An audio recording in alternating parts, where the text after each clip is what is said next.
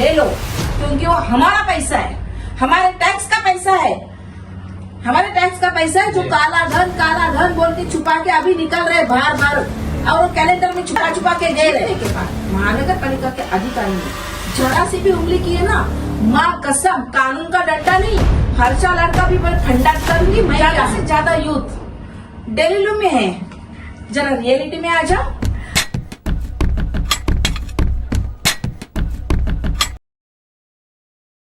नमस्कार, मैं हूं मनन सुदन और आप देख रहे हैं मुंबई पुलिस को सलाम।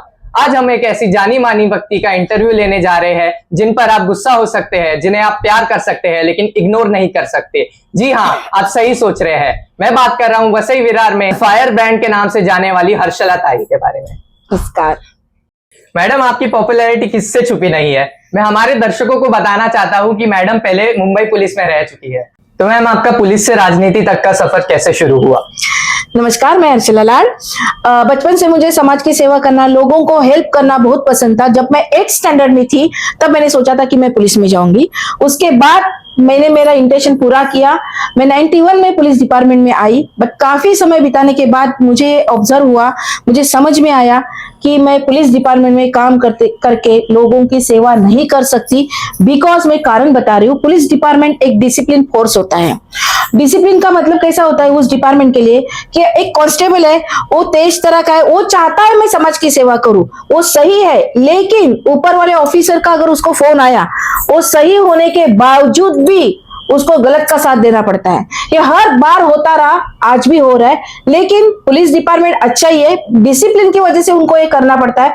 बट मेरा जो एम था, मैं समाज के लिए काम करूं, मैं समाज के बच्चों लोग के लिए, पूरा समाज के लिए मैं पहले से सोचा था। तो वही सोचते सोचते मैं समाज सेवा में आ गई, जो आज तक करते आ रही हूँ। मैम, एज अ पॉलिटिशियन आपकी यूथ के बारे में क्या सोच है? मेरी ये सोच है कि आजकल की पॉलिटिकल जो पार्टी है वो यूथ के फ्यूचर के बारे में नहीं सोच रही है, वो सेल्फ के लिए सोच रही है कि हम कैसे आगे बढ़ेंगे।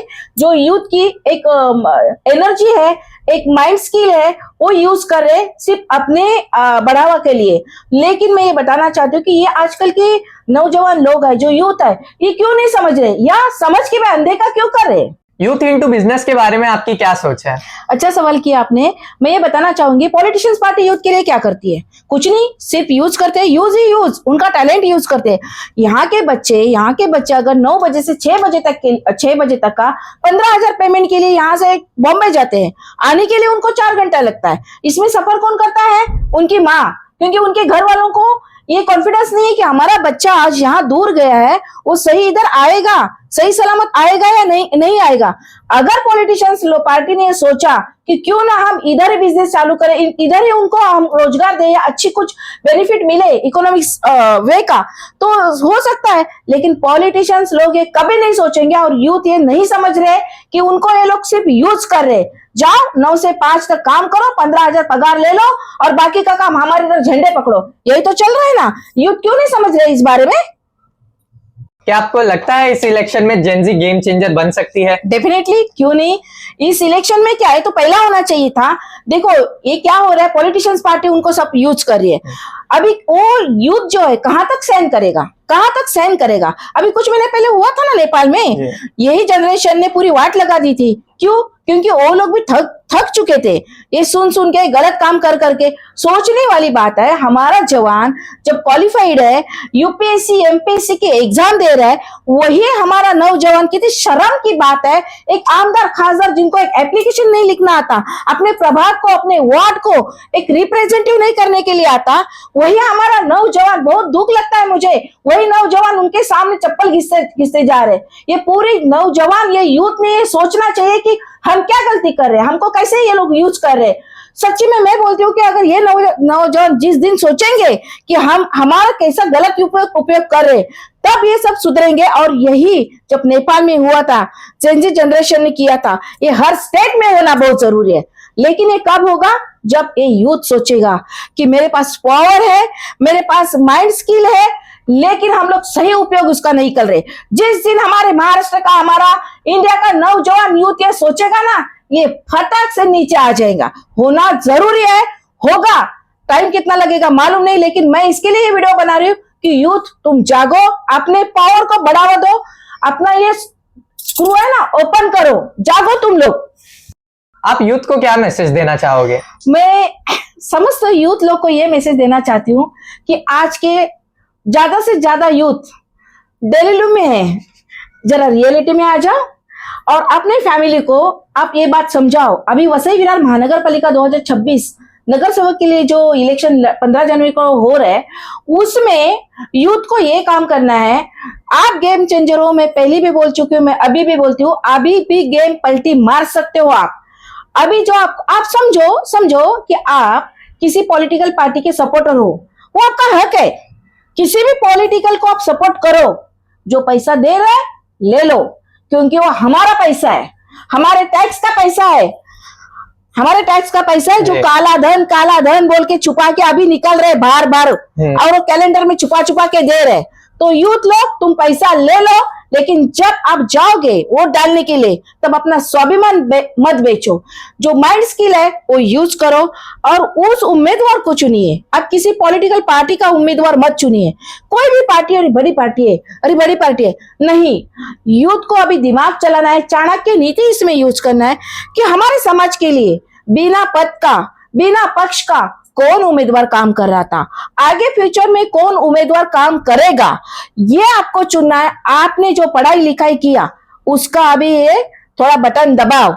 पैसा लेके उसको मत वोटिंग करो, चेहरा देख के मत करो, काम देख के मत करो। बस मैं यही चाहती हूँ कि इस टाइम यूथ गेम चेंजर बनो। वसई विरार महानगर पालिका के लिए आपके हाथ में है, क्योंकि आप यूथ हो। आपके माँ को, आपके पिताजी को, आपके बहन को आप समझा सकते हो, आपका हक है। और आपके ऊपर ही अपने भारत, आप आधार स्तंभ हो भारत का, महाराष्ट्र का तो वही भारत का आधार स्तंभ हो। इसके साथ साथ एक पूरा भारत देश में आपको पलटी करना है, यूथ को पलटी करना है। किसके ऊपर है, किसके ऊपर जिम्मेदारी है? आप लोगों के ऊपर भारत की जिम्मेदारी है ना। तो अभी यूथ की जिम्मेदारी है कि ये लोग जो बोमा मार रहे, काला धन, पीला धन, नीला धन, कुछ धन नहीं है।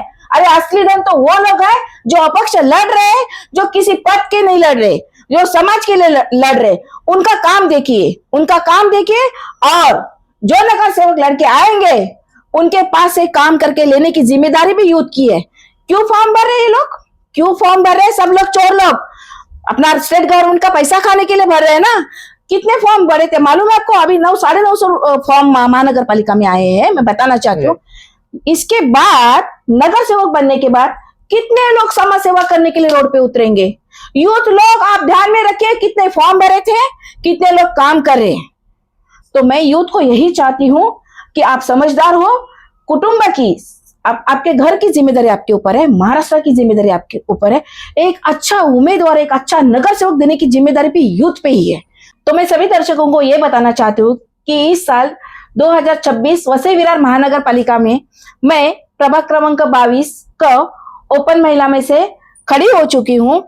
अगर मेरा काम आपको पसंद आया होगा, मेरी वॉल चेक कर देना।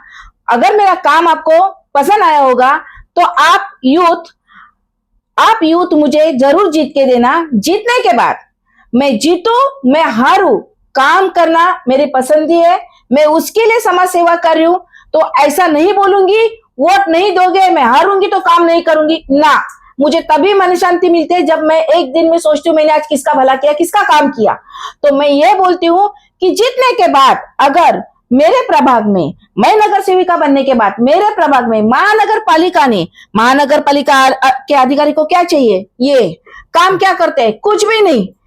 जो नगर सेवक सिटिंग थे उन्होंने क्या काम किया? कुछ भी नहीं। लेकिन मैं बोल रही हूँ, देखो यूथ, मैं एक संदेश और देना चाहती हूँ, क्योंकि जब सिटिंग नगर सेवक थे 10 साल के बाद महानगर पालिका आई है, तब भूत था सवार 2014 में जीत के दो। बाबा 2019 में क्या काम किया पब्लिक के लिए? नहीं तो मैं मेरा काम दिखाती हूँ कि कोरोना में भी जब इलेक्शन नहीं था तो ग्राउंड लेवल पे हमने क्या काम किया है। आप मेरी वॉल चेक कर सकते हो। और इसके लिए मैं बोलती हूँ कि अगर जीतने के बाद महानगर पालिका के अधिकारी ने जरा सी भी उंगली की है ना, मां कसम, कानून का डंडा नहीं, हर्षा लड़का भी मैं फंडा दिखा दूंगी मैं क्या हूं। क्योंकि मैं पब्लिक के लिए काम करना चाहती हूँ, कर रही हूँ, किया भी है, आगे भी करूंगी। मैं जीत के आऊं, जीत के ना आऊं, लेकिन अगर मेरा काम अच्छा लगा तो यूथ और सारी जनता मुझे सपोर्ट करे, 22 का में से मेरे को निशानी मिली है पंखा, मेरी निशानी पंखा 22 का।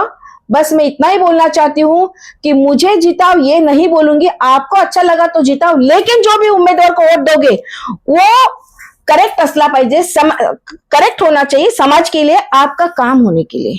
धन्यवाद। ये थे नगर सेवक में खड़े उम्मीदवार हर्षला ताई जी की बातें, वादे और संदेश। चुनाव का फैसला आपके हाथ में है, सोच समझकर वोट करिए। ऐसी और खबरों के लिए हमें सब्सक्राइब करें और आपकी राय कमेंट में लिखिए। धन्यवाद।